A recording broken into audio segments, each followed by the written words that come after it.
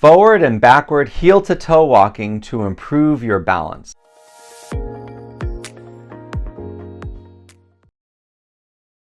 Many people have trouble with their walking. They feel that they've lost their ability to balance. They feel unsteady.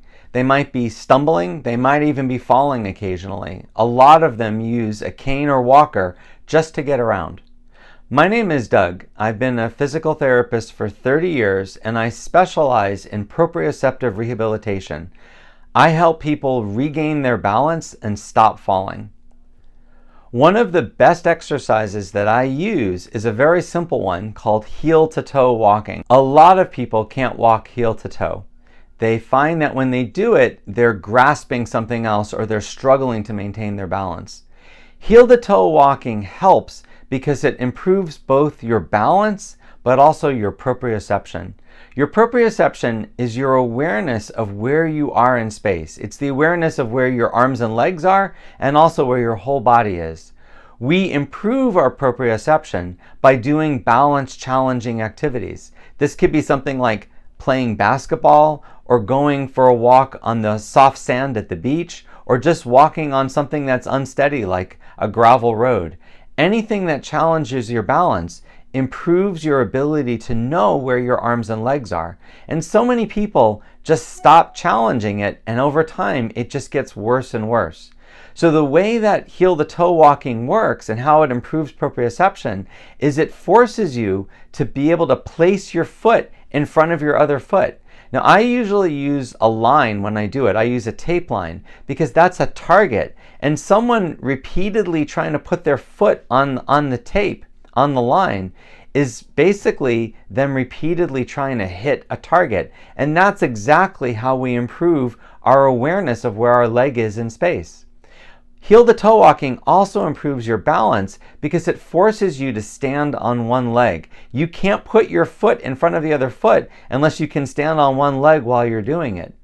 It also improves your strength because you have to be strong enough to maintain your balance the whole time that you're doing the exercise. So it improves your balance, your proprioception, and your strength all at the same time. In this video, I'm showing you the harder version of this, which is to go forward and backward. I did another video where I just talked about how to do forward heel to toe walking, and if you're just starting off, you might want to look at that video.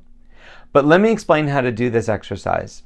So you want something sturdy next to you. You can use the kitchen sink, a countertop, anything that's firm and secure and won't move.